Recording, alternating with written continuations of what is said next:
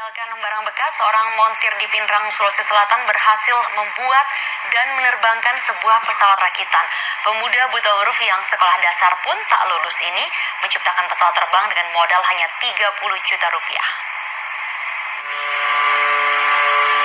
Viral, rekaman video detik-detik terbangnya sebuah pesawat di atas laut Ujung Tape, Kecamatan Matiro Sompe, Pinrang, 15 Januari lalu jadi fenomena di media sosial. Bukan tanpa alasan.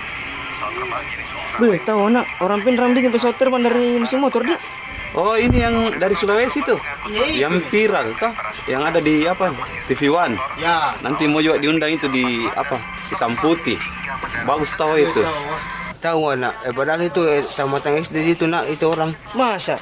Saya lagi S3 tidak tahu Pak bikin seperti begitu. S3 apa, Seng? Nggak tahu, Ki. S3 itu SD, SMP, SMA. Apa itu S3 anu? Itu dibilang sekolah kok baik-baik supaya bisa kok jadi Menteri Habibie. Kopi apa yang kita mau kan? Kopi kopleng. Oh, kopi kopleng. Oh iya, ada sih. Kopi hitam tak? Silakan tuh. Kopi leleng. Bukan di sekolah sekarang menjamin kesuksesan. Bukan juga ijazah, sekarang pengalaman mami. Apa tongkan, apa anak ber. Cocok Mi, tetapi pendidikan itu tetap dibutuhkan karena di sekolah kan kita dikasih ilmu keagamaan, kejujuran, dan ilmu-ilmu dunia yang lain-lain. Tapi percuma yang utama sekolah sekarang. Sekarang sudah orang ini cari kerja sekarang. Weh bro, sekolah itu kalau kita yang lulus tidak langsung kerja. Tapi sekolah itu supaya bisa menciptakan lapangan kerja untuk masyarakat. Buktinya tahu Hairul. Tidak tamat SD aja. Nah pintar bikin pesawat terbang.